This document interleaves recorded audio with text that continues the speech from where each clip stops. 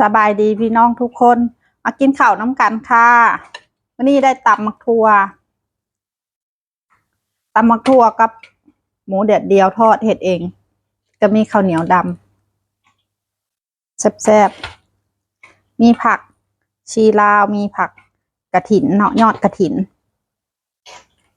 แล้วก็ผักชีลาว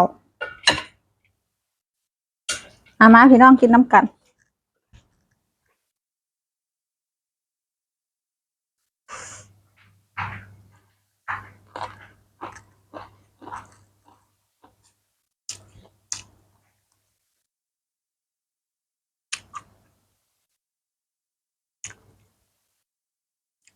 ข้าวเหนียวดำหอมๆ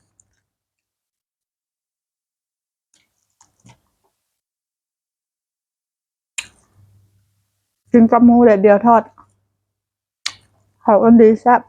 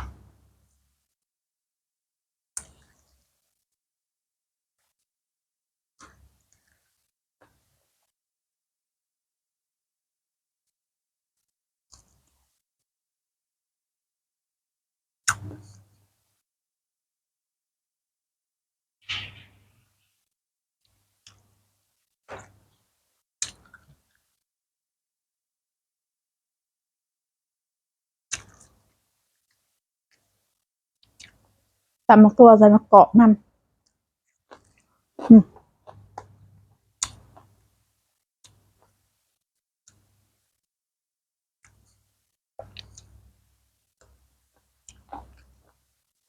นี่ก็แนวแซ่บๆพี่น้อง